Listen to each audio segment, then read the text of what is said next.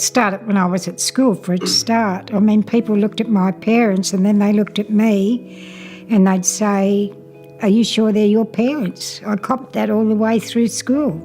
And when I asked my mum, she showed me a birth certificate with her name and Dad's name and my name. And she told me never to ask that question again. I didn't learn about my culture until I basically came to link up. For me, it was very overwhelming in the beginning.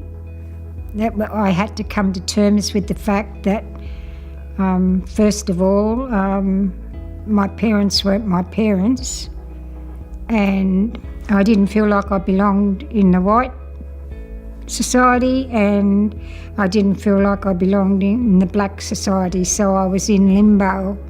I was sent to link up, and my caseworker was very helpful in explaining to me what had happened and teaching me why it happened, because I didn't understand any of it, and explaining to me that they were going to help me look for my birth mother and that they didn't know how long it would take because we didn't know where she was at the time.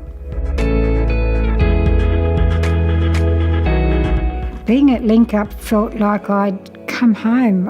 It's a really hard way to express it. I mean, you've got all these other people that have had the same experience as you, and my caseworker was an actual stolen generation himself.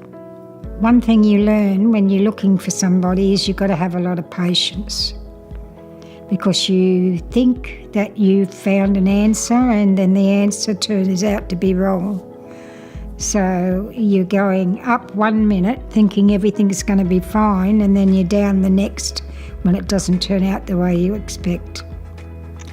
So it brings up a lot of emotions. It brings a lot of anger when you find out what really happened, and sometimes a lot of hate.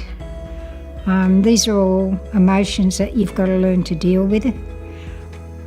So, I mean, you couldn't explain it. You'd really have to be there to feel it. It's just there's too many regrets and wishing that I had found Mum sooner.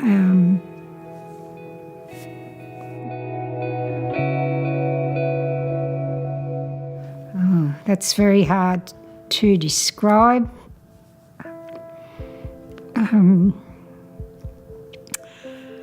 I remember when my mum came in front of me and she was walking towards me. I think the thing that struck me the most was how much like her I looked.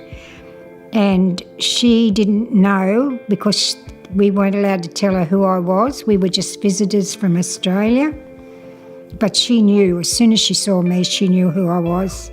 And she came running towards me with her arms out. And the first thing she said to me was, "I'm sorry, I am so sorry." I said, "It's all right, Mum, it wasn't your fault. It was the government's fault." My mum went to live in the United States after I was taken away from her, because she was really heartbroken, and the reason I was taken away from her was because she was Aboriginal. The government's policy was to take children like me away from their mothers and either foster them out, put them in homes, or have them adopted out. That was the government policy.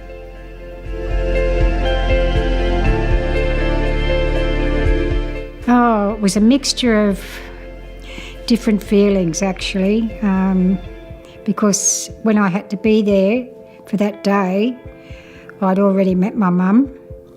It was a very good experience, but there was anger, there was sorrow, and there were so many questions we wanted to ask the politicians, which we did later. It was a very traumatic experience for all of us. And to be honest, the apology coming from the government didn't mean a thing to me.